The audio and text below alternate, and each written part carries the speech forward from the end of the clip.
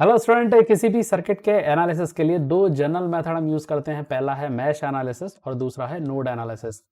तो इस लेक्चर का जो फोकस है वो नोड एनालिसिस है और मैश एनालिसिस अपने प्रीवियस वीडियो में हम कवर कर चुके हैं। तो लिंक मैंने डिस्क्रिप्शन में दे दिए, वहां जाकर के आप देख लेना।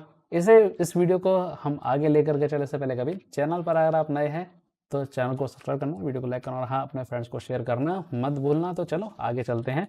अगर हम नोड की बात करें तो नोड को सिंपल शब्दों में समझें तो सर्किट की जो ब्रांचेज होती हैं, अगर वो एक दूसरे के साथ कनेक्ट हो रही है, जिस पॉइंट पर सारी ब्रांचेज एक साथ कनेक्ट हो रही हैं उसे हम बोलते हैं नोड। तो चलो जरा हम देख लेते हैं। इस ब्रांच को हम दे देते हैं नंबर 1। ठीक है, इसे हम क्या देते हैं, नंबर 1 ब्रांच देते हैं। ये पूरी कनेक्ट है जिसमें करंट सोर्स लगा हुआ है। ये दूसरी ब्रांच आ गई यहाँ पर। ठीक है, ये तीसरी ब्रांच है, ये चौथी ब्रांच बोल देते हैं इसको अपन। ये चौथी ब्रांच हो गई, ये पांचवी ब्रांच है और ये पांचवी ब्रांच में आर और R4 और R5 दोनों एक साथ कनेक्टेड है पांचवी के साथ। ठीक है, अब जरा इसको देखो जरा, फर्स्ट ब्रांच, सेकंड ब्रांच और थर्ड ब्रांच एक पॉइंट पे आके कनेक्टेड है, ये वाले पॉइंट पर। अगर ये वाला पॉइंट है तो इस पॉइंट को हम बोलेंगे नोड। ठीक है, इस पॉइंट को बोलेंगे हम नोड। ठीक है, ऐसे ही अगर हम बात करते हैं थर्ड ब्रांच, फिफ्थ और फोर्थ, ये तीनों इस पॉइंट पर आकर के कनेक्टेड है, तो ये बना हमारे लिए एक नोड। इसे बोलेंगे हम बी, या कोई भी हम नाम दे सकते हैं इसको, जरूरी नहीं कि ए और बी दें। एक्स वाई जेड के नाम से हम इसको दे सकते हैं, 1 2 3 भी बोल सकते हैं। ठीक है, कुल मिला के हमारा मुद्दा ये समझना कि नोड क्या होता है। नोड मतलब जहां पे ब्रांचेस एक दूसरे, जिस पॉइंट पर सारी ब्रांचेस एक साथ कनेक्ट हो रही हैं, तो वो हमारे लिए नोड बनेगा। और इस नोड एनालिसिस में हम यूज करते हैं किरचॉफ करंट लॉ। इसको थोड़ा समझ लें क्या होता है। किरचॉफ करंट लॉ का मतलब होता है कि एक नोड जो आपने सेलेक्ट किया है या जो आपने नोड लिया हुआ है, उस पर algebraic sum of all current will be 0। या हम ऐसा कह सकते हैं कि जो भी इनपुट करंट आएगा या उस नोड की तरफ इन करंट जितने भी आएंगे वो सब आउट करंट के इक्वल होंगे। तो इसी लॉ को हम यहाँ पर यूज करेंगे। अब यहाँ पर स्टेप्स क्या है, पहले हम वो देख लेते हैं। हमारा जो पहला स्टेप है वो है आइडेंटिफाई ऑल नोड। जितने भी नोड है हमें आइडेंटिफाई करना है, यानी कि जो ब्रांचेस कनेक्ट हो रही हैं जिस पॉइंट पर, हमें वो पॉइंट हमको आइडेंटिफाई करनी है किस पॉइंट पर ब्रांचेस एक साथ कनेक्ट हो रही हैं। जैसे हमने इस सर्किट के लिए ए और बी हमने फाइंड किए। ठीक है, अब लेवल देना है उनको कि लेवल नोड वोल्टेज, मतलब उस पर जो आपने नोड लिए हैं, ए बी लिया, 1 2 लिया, एक्स वाई जेड, तो वहां पर आप वोल्टेज के फॉर्म में उसको आप लिख सकते हैं, क्योंकि अल्टीमेटली हमें उस पॉइंट पे क्या निकालना है, वोल्टेज निकालना है। ठीक है, जैसे मैंने यहाँ पर ए लिया हुआ है तो मैंने यहाँ पर ले लिया वी ए, यानी ए नोड पर मैं निकालूंगा वी ए निकालूंगा। ऐसे ही मैं यहाँ पर क्या निकालूंगा, वी बी निकालूंगा। ठीक है, इसको हम यहाँ पर लिख देते हैं वी। इस पॉइंट पर हम वी बी निकालें, क्योंकि हमने इस पॉइंट को क्या बोला था, बी बोला था। अगर आपने 1 2 दिया तो वी 1 वी 2 हो जाएगा। अगर आपने इसको एक्स वाई जेड दिया तो V X V Y V Z की टर्म में हम इसको निकाल सकते हैं। ठीक है, अब हम इस नोड पर लगा देंगे KCL। ठीक है, यानी किरचॉफ करंट लॉ, मतलब उस नोड पर algebraic sum of all current 0 या फिर sum of in current is equal to sum of out current. अब ये जो नोड पर हम जो अलजेब्रिक सम ऑफ करंट निकाल रहे हैं या sum of in current is to sum of out current हम बोल रहे हैं, वहाँ हम एक थंब रूल को यूज़ करेंगे, जिससे जो नोड एनालिसिस थोड़ा सा हमारा ईजी हो जाएगा। हम डिफरेंट पॉइंट पर कंफ्यूज नहीं होंगे। हमें एक ही थंब रूल यूज़ करना है और उसी थंब रूल को हमें वहाँ पर अप्लाई करना है। ठीक है, तो जब हम न्यूमेरिकल लेंगे तब हम इसकी बात करेंगे। इसके बाद हम लेते हैं, जब हम नोड को सॉल्व करेंगे तो हमें इक्वेशन मिलेगी और वो साइमल्टेनियस इक्वेशन की फॉर्म में होगी। डिपेंड करेगा कितने वेरिएबल मिला, 2 वेरिएबल 3 वेरिएबल की हमें वहाँ पर इक्वेशन मिल सकती है। उसे हम सॉल्व करेंगे तो हमें जो नोड वोल्टेज होगा V1 V2 या फिर आपने VA VB लिया है तो उस समय वो हमें इक्वेशन को सॉल्व करें तो रिजल्ट हमें मिल जाएगा। ठीक है, तो चलो इसी डायग्राम को हम लेते हैं और इसे हम सॉल्व करते हैं। इसके लिए इक्वेशन बनाते हैं। इक्वेशन बनाना पहले सीख लेते हैं कि कैसे इक्वेशन की बनती है, उसके बाद हम न्यूमेरिकल को सॉल्व करेंगे। ठीक है, ये डायग्राम ने ले लिया है। इस डायग्राम पर हम लगाएंगे नोड एनालिसिस और इक्वेशन को हम यहाँ पर लिखना सीखेंगे। फिर जब हम न्यूमेरिकल लेंगे तो हमें सॉल्व करना भी वहाँ पे हम देखेंगे, सॉल्व हमें कैसे करना है उसको। ठीक है, तो चलो हमें सबसे पहला जो काम करना है वो क्या करना है, नोड को आइडेंटिफाई करना है। तो हम ऑलरेडी पहले ही कर चुके हैं। यहाँ पर एक ब्रांच ए कनेक्ट हो रही है, यहाँ पे ब्रांचेस कनेक्ट हो रही है, इसको हम दे देते हैं वी ए लिख लेते हैं, इसको ले लेते हैं वी बी लिख लेते हैं। ठीक है, अब यहाँ पर वी ए बी भी तो ले लिया, तो करंट की डायरेक्शन में हम क्या करें। ठीक है, क्योंकि नोड पर हमने क्या पढ़ा रखा है, KCL all algebraic sum of all, sorry algebraic sum of all current is equal to 0 हमने ये यहाँ पे पढ़ के रखा हुआ है, या फिर in current is equal to out current. ठीक है, तो जो भी नोड आप ले रहे हैं वहां पर जितने भी करंट है उन सबको आउट ले लेना। ठीक है, जितने भी करंट आप ले रहे हैं उस नोड, पर्टिकुलर नोड पर जो भी आपको सॉल्व करना है नोड, उस पर आपको क्या करना है, सारे के सारे करंट है वो आउटवर्ड आपको मानने हैं, आउटसाइड हमें सारे करंट मानने हैं। ठीक है, अगर कोई करंट इनसाइड आ रहा है तो उसकी करंट को छेड़ना नहीं है, पता पड़ गया भाई ये करंट इनसाइड आ रहा है, हमने तो पढ़ा था कि आउट करना है, हमने उसको घुमा करके आउट कर दिया। ऐसा नहीं करना है। करंट सोर्स अगर दिया है तो उसकी डायरेक्शन को हमें नहीं छेड़ना। बाकी अगर हमको करंट की डायरेक्शन नहीं दी हुई है तो सारे के सारे करंट हम वहां से क्या मानेंगे, आउट मानेंगे। ठीक है, तो VA से एक करंट हमारा आउट निकलेगा R2 की तरफ, ठीक है, R2 से होता हुआ, ठीक है, और एक करंट आउट निकलेगा R1 से होता हुआ VB की तरफ। अब ऑलरेडी I की डायरेक्शन क्या है, इन करंट है, नोड पर हमारा A नोड पर हमारा क्या है, इन करंट है, तो इसे हम बिल्कुल भी नहीं छेड़ेंगे, हम उसको ऐसा का ऐसा ही रखेंगे। ठीक है, अब यहां पर हम लगाएंगे एट नोड A, हम यहां पर इक्वेशन बनाएंगे, क्या लगाएं, in current equal to out current, हमें ये मानना है। ठीक है, इन करंट क्या मेरे पास I है। अब आउट करंट, पहला आउट करंट कौन सा ले लें हम, VA और VB के बीच में जो R1 लगा हुआ उसके बीच का ले लेते हैं। ठीक है भाई, करंट का सिंपल डेफिनेशन क्या होता है, V अपॉन R होता है, यहाँ पे लिख लेते हैं, करंट क्या होता है, equal to V upon R होता है, हमें ये लिखना है। ठीक है, तो कौन सा रेजिस्टेंस, R1। अब इस पे V क्या एक ही वोल्टेज है कि नहीं, इस पर 2 वोल्टेज अप्लाई हो रहे हैं R के ऊपर, देखो जरा, एक V और एक दूसरा VB। तो हम क्या करेंगे, VO को सबसे पहले लिखेंगे क्योंकि हमारा जो रेफरेंस है वो सबसे पहले हम किसको लेकर के चल रहे हैं, VA को लेकर के चल रहे हैं। तो हम क्या करेंगे, VA में से VB को माइनस करेंगे, सेकंड वोल्टेज को क्या करो, माइनस कर दो। ठीक है, क्योंकि हमने यहाँ पे इसको क्या माना हुआ, प्लस माना हुआ, यहाँ पे हमने इसको क्या माना हुआ, प्लस माना। तो VA माइनस VB होगा, पोटेंशियल डिफरेंस की हम बात करते हैं, यानी कि उस रेजिस्टेंस पर रिजल्टेंट वोल्टेज क्या होगा, पोटेंशियल डिफरेंस होगा, तो VA माइनस VB लिखेंगे। क्लियर हो गई बात। ठीक है, अब दूसरा जो करंट है प्लस कौन सा है, VA अपॉन R2 है।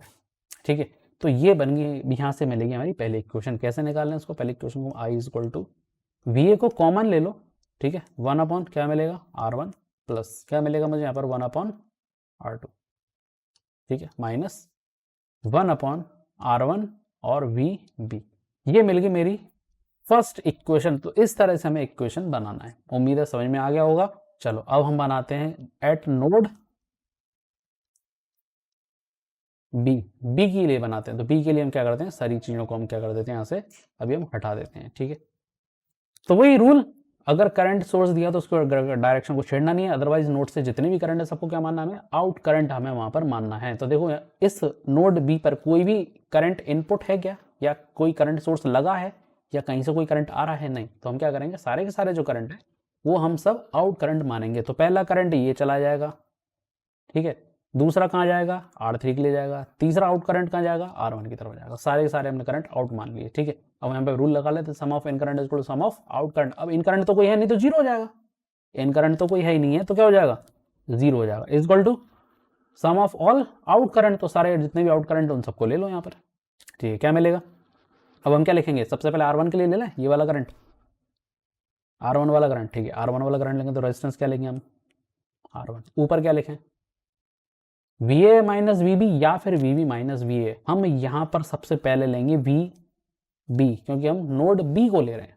अब इसमें से देख लो वो माइनस हो रहा है या प्लस हो रहा है, तो माइनस ही लिखेंगे हम, VA, ये हो गया। ठीक है, चलो अब दूसरा करंट लिखेंगे हम VB अपॉन कौन सा, R3 वाला। तीसरा करंट जो है वो कौन सा है, VB अपॉन R4 और R5 दोनों सीरीज हैं, तो टोटल रेजिस्टेंस कितना हो जाएगा, R4 प्लस R5 हो जाएगा, R4 प्लस R5। ठीक है, इक्वेशन बनाए तो क्या मिलेगी, यहाँ पर हम माइनस का VA अपॉन R1 अलग कर लेते हैं, VB को हम कॉमन ले लेते हैं, क्या मिलेगा मुझे अंदर, 1 अपॉन R1, ठीक है, plus 1 upon R3 plus 1 upon R4 plus R5 is equal to 0। तो यहां से मिल जाएगी मुझे दूसरी इक्वेशन। अब ये दो इक्वेशन मिल गई, दो वेरिएबल मिल रहे हैं मुझे, VA VB VA और VB। तो ये 2 वेरिएबल की साइमल्टेनियस इक्वेशन है, और इस साइमल्टेनियस इक्वेशन को सॉल्व कैसे किया जाता है वो हमें अच्छे से पता है। ठीक है, वेरिएबल रिप्लेसमेंट को यूज कर लो, या एक वेरिएबल की वैल्यू यहाँ से निकाल के से दूसरी इक्वेशन में रख दो, वहाँ से एक वेरिएबल मिल जाएगा, वापस से रिवर्स उस वैल्यू को अपनी जो सेकेंडरी इक्वेशन है उसमें रख दो, तो वहाँ से वो वैल्यू मिल जाएगी। तो इस तरह से आप इसे सॉल्व कर सकते हैं। दूसरा वहाँ पर जो क्रैमर मेथड है वो आप वहाँ पर यूज़ कर सकते हैं, मैट्रिक्स मेथड है। तो आगे न्यूमेरिकल में सॉल्व करेंगे तो वहाँ पर क्रैमर मेथड को हम देखेंगे किस तरह से जो वेरिएबल VA VB की वैल्यू है वो हम निकालते हैं क्रैमर मेथड को यूज़ करके। ठीक है, और तीसरी चीज़, अगर डायरेक्ट अगर कैलकुलेटर अलाउ है हमें साइंटिफिक तो बहुत अच्छी बात है, फिर हमें बहुत ज़्यादा लॉन्ग मेथड को यूज़ नहीं करना है, डायरेक्ट इक्वेशन निकालना है। और वो इक्वेशन का मोड हमें दिया होता है, कैलकुलेटर में दिया होता है, तो डायरेक्ट हम उसमें रखेंगे और हमारी वैल्यू वहाँ से आ जाएंगी। ठीक है, तो चलो, पर हम यहाँ पर कन्वेंशनल मेथड को यूज़ करते हुए भी सॉल्व करेंगे, यानी कि हम यहाँ पर क्रैमर मेथड को यूज़ करेंगे। चलो आगे बात करें। ठीक, ये क्वेश्चन गिवन है। इस क्वेश्चन में हमको हर एक नोड पर वोल्टेज फाइंड करना है, तो उस नोड वोल्टेज के लिए हमें से एनालिसिस करना है, तो नोड एनालिसिस का यूज़ करेंगे। तो सबसे पहला जो पॉइंट है वो है कि इसमें हमें नोड आइडेंटिफाई करना है। तो ठीक है, सबसे पहला नोड जो मिलेगा वो यहाँ पर मुझे मिलेगा VA। ठीक है, एक नोड मुझे मिल रहा है यहाँ पर VB, और एक नोड ये रहा VC। 3 नोड मुझे यहाँ पर मिलेंगे।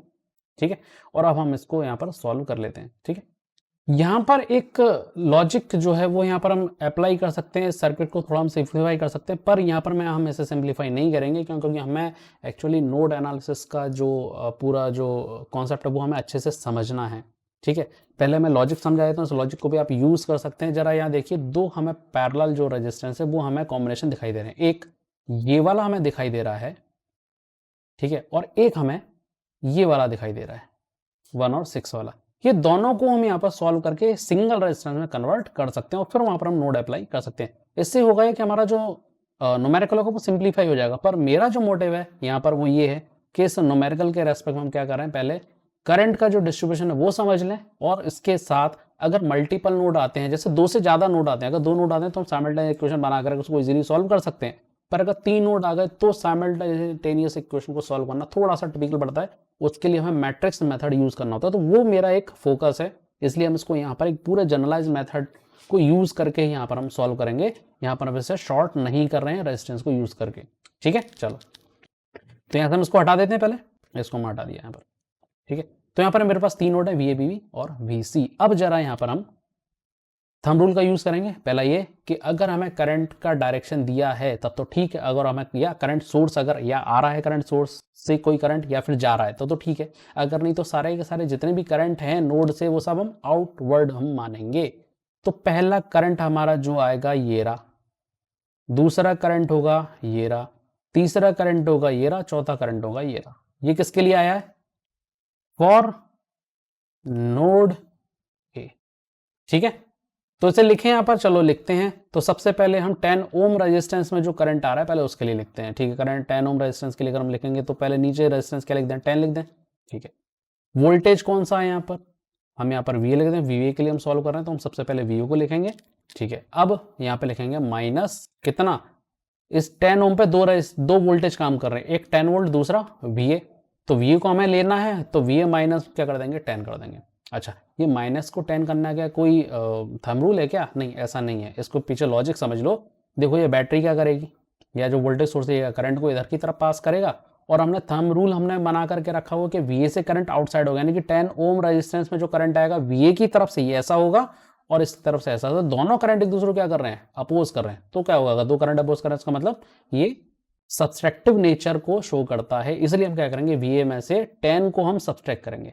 पर अगर यहाँ पर सपोज अगर ये ऐसा होता, ये माइनस होता और ये प्लस होता, तो क्या करते हम भाई, तब क्या होता, ये करंट का डायरेक्शन कुछ ऐसा होता। जरा देखो, दोनों करंट दूसरे को क्या कर रहे हैं, सपोर्ट कर रहे हैं, दोनों एक साइड एक डायरेक्शन में, तो एक ऐसा है एडिटिव नेचर है, तो यहाँ पे ऐड हो जाता।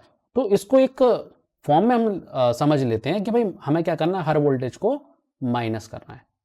तो VA माइनस 10 कर लिया, पर अगर पोलरिटी माइनस होती तो मैं कैसा लिखता, इसको कैसे लिखूंगा, VA माइनस माइनस 10। अगर ये माइनस होता, पॉइंट अगर माइनस आ रहा होता तो मैं क्या लिखता, इसको माइनस माइनस कर, तो ऑटोमेटिकली क्या हो जाता है, ये ऐड हो जाता। उम्मीद है बात क्लियर हो गई यहाँ तक। ठीक है, चलो अब इसको आगे करते हैं। प्लस दूसरा करंट हमारे पास क्या आ रहा है, VA अपॉन 5 आ रहा है। तीसरा करंट क्या है हमारे पास, VA माइनस VB अपॉन 3 आ रहा है, और एक और आ रहा है हमारे पास VA अपॉन VA, ये भी हमारे पास क्या है, VA माइनस VB अपॉन 3। ठीक है, इज इक्वल टू क्या हो जाएगा, ये 0 हमें यहां पर मिलेगा। क्लियर है यहां तक की बात? ठीक है, जरा क्योंकि ये इस 3 पे भी 2 वोल्ट आ रहे हैं, VA और VB, इस 3 पे भी कितने 2 वोल्ट आ रहे हैं, VA और VB दोनों एक जैसे। ठीक है, चलो अब इसको हम क्या करें, अब इसको सॉल्व कर लेते हैं। तो VA हम यहाँ पर कॉमन लेंगे, VA की जितनी वैल्यूज हम सब लिख लेते हैं, 1/10 प्लस 1/5 प्लस 1/3 प्लस 1/3 लिख ली सारी की सारी, वी वाली जितनी वैल्यूज थी कॉमन निकल ली सबको वी को। अब हम वी बी की वैल्यूज को लिख लेते हैं, माइनस वी बी कितना आएगा ये 1/3 प्लस 1/3, ठीक है। और एक और जो वैल्यू मिल रही है वो क्या मिल रही है मुझे यहाँ पर, -1 इज इक्वल टू 0। 10/10 क्या हो जाएगा, -1 होगा ना, 10/10 बचेगा, -1 बचेगा, ठीक है। ऐसे सॉल्व करें तो वैल्यू क्या मिलेगी हमें यहाँ पर 0.97 VA minus 0.67 VB is equal to 1। ये आ गई हमारी फर्स्ट इक्वेशन। क्लियर है यहाँ तक? चलो अब हम क्या करने वाले हैं, बी के लिए हम सेकंड इक्वेशन निकालते हैं। तो फॉर वी बी हमें निकालना है वी बी के लिए, ठीक है। तो वी बी के लिए अगर हम बात करें तो कैसे मिलेगा यहाँ पर, जरा इसको हम हटा देते हैं यहाँ से इन पॉइंट्स को, क्योंकि हमें वी बी की जरूरत है, ठीक है। तो वी बी से करंट आउटवर्ड हम मानेंगे। अच्छा जरा नोड वी पर देखो कौन सा आ रहा है, 5 ओम करंट सोर्स से एक करंट वी बी की तरफ आ रहा है, सॉरी 5 एम्पियर का एक करंट सोर्स हमें लगा हुआ है, और 5 एम्पियर का एक करंट कहाँ आ रहा है, वी बी की तरफ आ रहा है। तो वी बी के लिए क्या है, ये इन करंट है, ठीक है। बाकी हमें आउट करंट मानने, ठीक है। एक आउट करंट हम यहाँ से ऐसा ले लेंगे, एक करंट यहाँ ले लेंगे, और एक करंट इस 3 ओम के लिए ले लेंगे, ठीक है। क्लियर हो गई बात? चलो अब वीबी के लिए हम यहाँ पर लगाते हैं, क्योंकि करंट सोर्स दिया हुआ है तो देख लो जरा, in current is equal to out current होना चाहिए। इन करंट 5 एम्पियर है, ठीक है। हम क्या लगा देंगे यहाँ पर 5 एम्पियर का इन करंट, ठीक है। बाकी VB minus V A upon 3 होगा, कौन सा वाला, ये वाला कंप्लीट हो गया, प्लस अब हम इसके लिए कंप्लीट करेंगे, VB minus V A upon 3 हो जाएगा, ठीक है। अब 2 एम्पियर के लिए हम कंप्लीट 2 ओम के लिए हम कंप्लीट करेंगे, V B minus V C upon 2, ये हमें यहाँ पर मिलेगा। अब क्या करेंगे, हम यहाँ से इसकी जो इक्वेशन को हम यहाँ से हम इक्वेशन को फाइंड कर लेते हैं। तो ये भी इक्वेशन में वी ए बी बी और वी सी की टर्म में मिलेगी, यानी कि इसमें इक्वेशन को 3 वेरिएबल मिलेंगे, ठीक है। चलो सॉल्व करते हैं इसको। तो 5 इज इक्वल टू, हम क्या ले लेते हैं पहले, वी ए को कॉमन ले लेते, तो माइनस का वी ए हमें कॉमन मिलेगा, क्या मिलेगा यहाँ पर 1/3 प्लस 1/3 मिलेगा, ठीक है। अब वी बी को ले लेते हैं, प्लस वी बी कॉमन आएगा, कितना आएगा 1/3 प्लस 1/3 प्लस 1/2, और माइनस का वी सी मिलेगा, तो वी सी अपॉन 2 मिलेगा, ठीक है। सॉल्व करें इसको, minus 0.67 V A plus 1.17 V B minus 0.5 V C is equal to 5। ये आ गई हमारी दूसरी इक्वेशन, ठीक है। 2 इक्वेशन कंप्लीट हो गई। अब हमें क्या करना है, थर्ड इक्वेशन हमें यहाँ पर बनानी है। इसे यहाँ से हटा देते हैं और थर्ड इक्वेशन के लिए हम देख लेते हैं कि क्या बनेगा। थर्ड इक्वेशन को देखा तो क्या इस थर्ड नोड वी सी पर क्या कोई करंट सोर्स से करंट आ रहा है या फिर करंट जा रहा है, नहीं ऐसा नहीं। इसका मतलब सारे के सारे करंट हमको क्या मानेंगे, यहाँ पर आउट करंट हम मानेंगे। एक करंट यहाँ, एक करंट यहाँ, और एक करंट यहाँ, ठीक है। तो चलो अब इसको हम यहाँ पर लिखते हैं। तो क्या मिल जाएगा मुझे, कोई दूसरा वोल्टेज भी नहीं है, सिंपल सिंपल हमें लिखना है यहाँ पर। तो एक बनेगा V C upon 1, V C upon 6 और V C minus V B upon 2। सब कुछ वी सी से ही चलेगा, ध्यान रखना, क्योंकि आप तीसरा नोड ले रहे हो। तो V C upon 1, V C upon 6 और V C minus V B upon, ठीक है, लिखें यहाँ पर। तो V C minus V B upon 2 plus V C upon 1 plus V C upon 6 is equal to, क्या कोई इन करंट आए, नहीं है, इज इक्वल टू 0। क्लियर बात? चलो यहाँ से हम क्या निकालेंगे, पहले वी बी को निकाल लेते हैं, माइनस 0.5 वी बी मिल जाएगा, प्लस वी सी को कॉमन ले लो, क्या मिलेगा 1/2 plus 1 plus 1/6 is equal to 0। और सॉल्व करते तो माइनस का 0.5 V B plus 1.67 V C is equal to 0। ये बन गई हमारी इक्वेशन नंबर 3। तो 3 हमें यहाँ पे इक्वेशन मिली, 3 वेरिएबल की फॉर्म में मिली। हालांकि ये केवल 2 वेरिएबल की फॉर्म में मिल सकती थी, पर हमने इसको क्रैमर मेथड या फिर अगर 2 से ज़्यादा वेरिएबल अगर हमें मिलते हैं तो मैट्रिक्स मेथड को कैसे हम यहाँ पर यूज़ करते हैं, उसके लिए हमने इसको इतना लेंदी रखा है, ठीक है। तो चलो अब हम इसको यहाँ पर सॉल्व करते हैं। तो यहाँ पर पहले मैट्रिक्स को हमें बनाना है, ठीक है। 3x3 की मैट्रिक्स बनेगी, कोई 3 वेरिएबल है, तो पहली इक्वेशन से वैल्यू निकाल लेते हैं, क्या मिलेगी पहली इक्वेशन से वैल्यू? फर्स्ट इक्वेशन में वैल्यू मिलेगी 0.97 और माइनस 0.67। क्या इसमें कोई तीसरा वेरिएबल है? नहीं है, तो उसकी जगह हम क्या रख देंगे? 0 रख देंगे। तो 0.97 माइनस 0.67 और थर्ड वेरिएबल हमारा 0 है, ठीक है। सेकंड में हमें पास क्या आ रहा है? माइनस 0.67 1.17 और थर्ड में क्या आ रहा है? माइनस 0.5 आ रहा है। ऐसी थर्ड इक्वेशन से निकालेंगे तो VA हमारे लिए 0 है, क्योंकि थर्ड इक्वेशन में VA हमें गिवन नहीं है। माइनस 0.5 और यहां पर लिखेंगे 1.67, ठीक है। यहां पर हमने जो वेरिएबल लिए हैं VA, VB और VC इज इक्वल टू, अब जो कांस्टेंट है उन्हें ले लेते हैं हम, ठीक है। कांस्टेंट में क्या आ रहा है? 1, 5 और 0। ये इक्वेशन के दूसरी साइड की वैल्यूज हैं जो कांस्टेंट की फॉर्म में है, 1, 5 और 0। ये हमने यहाँ पर लिख ली। तो ये हमारे लिए मेन मैट्रिक्स है। अब इस मेन मैट्रिक्स में हमें जो डिटर्मिनेंट निकालना है वो मेन डिटर्मिनेंट डेल्टा निकालना है। 0.97 माइनस 0.67 0 माइनस 0.67 1.17 माइनस 0.5 0 माइनस 0.5 1.67, ठीक है। इसका हमें डिटर्मिनेंट निकालेंगे तो क्या मिलेगा? 0.903। ये डिटर्मिनेंट हमें इसका मिल जाएगा। यहाँ क्रैमर मेथड की बात करने वाले हैं, क्रैमर मेथड हम सॉल्व करने वाले हैं, तो हमें यहाँ पर हर एक डिटर्मिनेंट को कैलकुलेट करना होगा।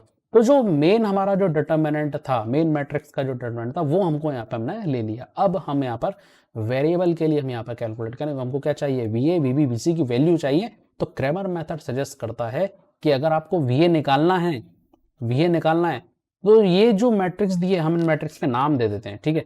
ये मैट्रिक्स A, इसको मैट्रिक्स B दे देते हैं और इसको मैट्रिक्स C दे देते हैं। तो मैट्रिक्स C का जो कॉलम है उसे मैट्रिक्स A के पहले वाले कॉलम पर रख दो, या ऐसा कह सकते हो कि पहले मैट्रिक्स यानी कि जो A मैट्रिक्स है उसके पहले वाले कॉलम को मैट्रिक्स C के पहली वाली कॉलम की वैल्यू से आप क्या करें? उसे रिप्लेस कर दें। हालांकि C में एक ही कॉलम मिलेगा, उसी से हम क्या करेंगे? A की पहली कॉलम को हम रिप्लेस करेंगे, ठीक है। चलो, और इसको हम नाम दे देंगे del 1। रिप्लेस कर देते हैं, तो 1, 5, 0 ये पहला कॉलम ना रिप्लेस कर दिया A मैट्रिक्स का, और बाकी values as it is. Minus 0.67, ठीक है, माइनस 0.67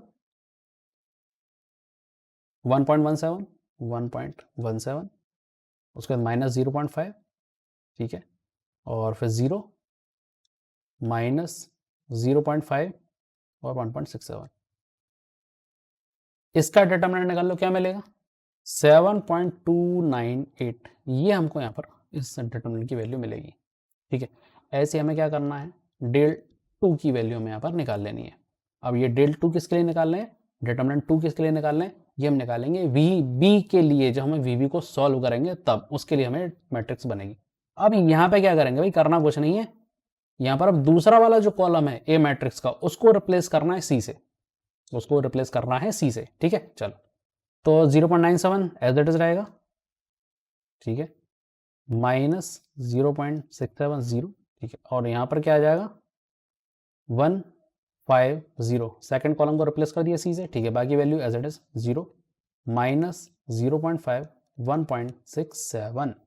अब इसका डिटर्मिनेंट निकाल लो, क्या निकलेगा? 9.218। ये हमें यहाँ पर मिल जाएगा। अब ऐसे ही थर्ड के लिए निकाल लेते हैं,